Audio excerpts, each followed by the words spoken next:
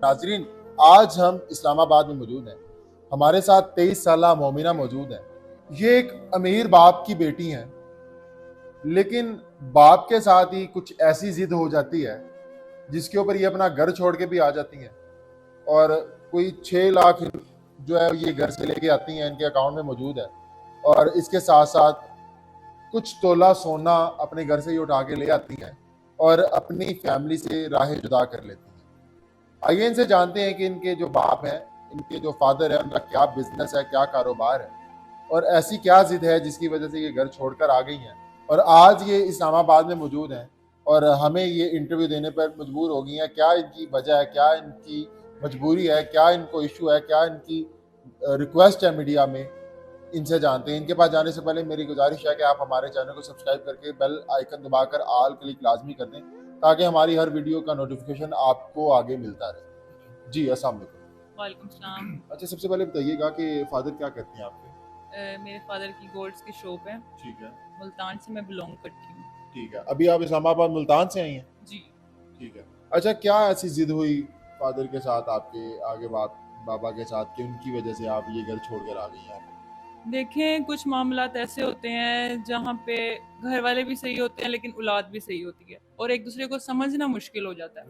ठीक है, तो बस उनकी ये जिद थी कि तुमने मेरी पसंद से शादी करनी है और मेरी ये जिद थी कि मैंने जहाँ आप कह रहे हो वहाँ नहीं करनी, जहाँ मैं कह रही हूँ वहाँ करनी है। यानी वो रिलेटिव्स में शादी करना चाह रहे वो दोनों ही रिलेटिव्स थे, ठीक है। जहाँ मैं पसंद करती थी वो भी और जहाँ, लेकिन उनको जिद ये थी कि जहाँ मैं कह रहा हूँ वहीं तुमने करनी है, लेकिन मैं वहाँ नहीं चाहती थी।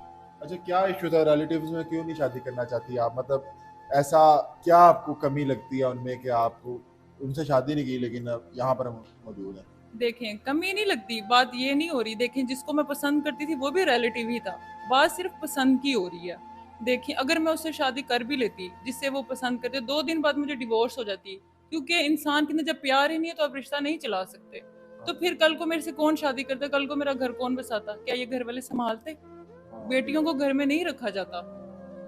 नहीं, तो फिर उसके बाद आपने घर छोड़ने का फैसला कर लिया, या जो आपका रिलेटिव था जिससे आपकी शादी करना चाह रही थी उसने आपको बोला था कि घर छोड़ के आ जाओ? नहीं, उसने मुझे नहीं बोला था, मैं अपनी मर्जी से घर छोड़ के आई हूँ। क्योंकि देखें, मैं घर से भाग के ज़रूर आई हूँ, लेकिन मैंने घर वालों को ये नहीं कहा, ना ही मैंने ऐसी हरकत की कि जहाँ वो कह रहे थे वहाँ भी करूँ और जहाँ मैं चाहती थी वहाँ भी करूँ, कि कल को वो ये ना सोचें कि मैंने गलत कदम उठाया, मैं किसी लड़के के साथ भागी हूँ, किसी लड़के के लिए भागी हूँ, मैंने दोनों साइडें छोड़ दी।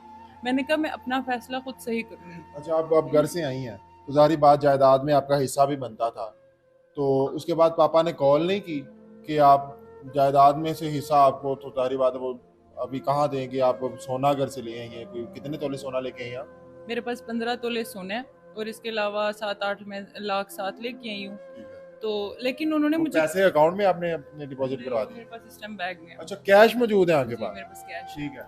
अच्छा, मतलब आगे फादर की कॉल आई थी आपको फिर उसके बाद? जी, मुझे कॉल आई थी। उन्होंने मुझे सबसे पहले यही बात की कि तुम मेरे लिए मर गई हो।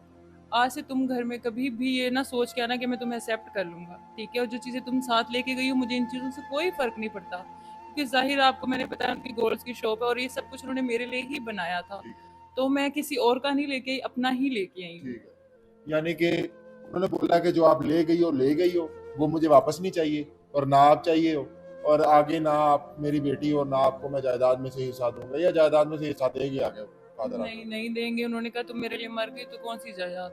ठीक है। अभी आप अकेली हैं, जाहिर बात है, सर पे आपके फादर भी नहीं है आपके, आपने इनको छोड़ दिया, आपकी माँ भी नहीं है, कोई रिलेटिव्स भी नहीं है, अभी आप अकेली हैं, तो आगे की ज़िंदगी कैसे गुजारना चाह रही हैं? मैं आगे की ज़िंदगी, अभी तो मैंने छोटा-सा फ्लैट लिया है। पहले मैं जब यहाँ आई थी तो मैं अपनी फ्रेंड के रेफ़रेंस से आई थी, उसके घर ही आई थी। तो आपको ज़ाहिर पता है कि लड़की घर से ऐसे बाहर जाए तो कोई भी अपने घर में इतने दिन स्टे नहीं करवाता। तो फिर मैंने वो छोड़ा, फिर मैंने रिसेंटली अभी छोटा-सा एक अपार्टमेंट लिया, वहाँ रह रही हूँ। तो बाकी अगर मुझे आगे अच्छी जो ऑप्शन मिलेगी तो इंशाल्लाह मैं कुछ ज़रूर सोचूँगी। जी, ठीक हो गया। यानी कि अगर हमारे चैनल के तवज्जुह से आपको कोई अच्छा रिश्ता मिल जाता है, कोई नेक शख्स जो आपको इज्जत भी बनाना चाहता है, आप उसके साथ शादी कर लेंगे? जी, बिल्कुल। वैसे मेरी जो ख्वाहिश है वो मेरी यही है कि पाकिस्तान में मुझे नहीं रहना, ठीक है। मुझे बाहर ही जाना है, ताकि मेरे घर वालों को पता लगे कि जिसने कोई स्टैंड लिया है, घर से गई थी तो कुछ अच्छा सोचा है। ठीक है, यानी आप आउट ऑफ कंट्री जाना चाह रही हैं, बाहर सऊदीया, दुबई, या यूरोप कंट्रीज में से यूके अमेरिका वगैरह कहीं भी चलेगा। जी बिल्कुल। अच्छा ये बता दें आपकी डिमांड क्या है, लड़का कैसा होना चाहिए, नौजवान होना चाहिए, खूबसूरत होना चाहिए या पढ़ा लिखा होना चाहिए, कैसा होना चाहिए? लड़का जैसा भी होना चाहिए, लॉयल होना चाहिए, केयरिंग होना, अच्छा होना चाहिए, प्यार करने वाला, ठीक है, जवान चाहे ना हो, चाहे उम्र ज्यादा हो। जैसा भी हो। ठीक है। अच्छा अभी आपके पास सारी बात है, इतने पैसे तो हैं कि आप आसानी से अपना बाहर का वीज़ा लगवा के बाहर अपने पैसों से भी जा सकती हो, और उसके बावजूद आपके पास इतना कुछ बच जाएगा कि आप उस पैसे से एक अच्छा कारोबार बाहर भी शुरू कर सकती हो। लेकिन ज़ाहिर बात, आप लड़की हो तो आप तो कारोबार नहीं करोगी। अगर कोई शख्स आपसे निकाह करके जो आपको बाहर लेके जाए, वो शख्स ये कहे कि आपके इन पैसों से मैं कारोबार करता हूँ या अपने बिजनेस में ये पैसा लगाता हूँ, तो आप अपना सोना बेच के या अपना वो पैसा जो आपके पास बचेगा वो आप उसको दे देंगे। जो मेरी ज़िम्मेदारी उठाएगा, जो मुझसे निकाह करेगा, जो मेरा सहारा बनेगा, ज़ाहिर है मैं उसके लिए फिर ये सब कुछ क्यों नहीं दूँगी उसको। ठीक है, यानी ये सब कुछ उसका है, आपको किसी चीज़ की कोई लालच नहीं है। नहीं, बिल्कुल भी नहीं है। ठीक है। अच्छा, ज़ाहिर बात है आपके साथ अगर कोई निकाह करता है तो वो बाहर आप जाएँगी, इसके बाद निकाह करे, तो ये तो आप शायद उस पे एतमाद भी ना कर पाएँ कि बाहर आप चली जाएँ, वहाँ जाके चाहे आपके साथ निकाह ना करें। तो बेहतर यही नहीं है कि पाकिस्तान में रह के कोई बाहर का इंसान आपसे ऑनलाइन निकाह कर ले, उसके बाद आपको बाहर बुला ले? हाँ, ऐसा भी हो सकता है। ठीक है, अगर हो तो मतलब इंसान से पता लग जाता है कि वो कैसा है। ठीक है। ठीक है, अगर ऐसा कोई अच्छा मिला तो ज़रूर यानी इंशाल्लाह। अगर वो लॉयल होगा तो डेफिनेटली आपसे निकाह तो करेगा, चाहे वो ऑनलाइन करे, इसको कोई इश्यू नहीं होना चाहिए।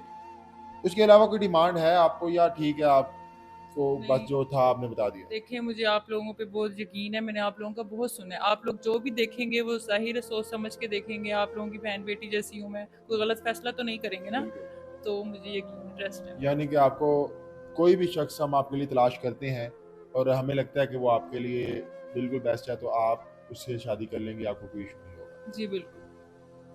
जी, तो नाज़रीन आपने देखा मोमिना की कहानी कि किस तरह ये अपना घर छोड़ के आई हैं, लेकिन आज ये ना समझिएगा कि इसको घर की तरफ से कोई इशू है, इसको घर से कोई इशू नहीं है, क्योंकि घर वाले इसको अपनाना भी नहीं चाहते और वो इसको किसी किस्म का कोई नुकसान भी नहीं पहुंचाना चाहते। तो बेहतर यही है कि ये अकेली है। आप में से अगर कोई शख्स इनसे शादी करना चाहता है तो हमारे दिए गए नंबर पर रब्ता कर सकता है और इनके लिए प्रपोजल भेज सकता है अपना। अगर वो शख्स लॉयल होगा और इनकी डिमांड पर पूरा उतरेगा तो हम उसका निकाह इसके साथ करवाने के ज़िम्मेदार हैं। और उसके अलावा आपसे रिक्वेस्ट है कि आप लोग फ़जूल मैसेजेस ना करें, फ़जूल तंग ना करें। अगर वाक़ई आप लॉयल हैं, वाक़ई आप इनकी रिक्वायरमेंट्स पे पूरा उतरते हैं तो आप फिर प्रपोज़ल भेजिएगा। अदरवाइज़ फ़ोन कॉल्स करके या ये मैसेजेस करके फ़जूल कोई भी तंग ना करें।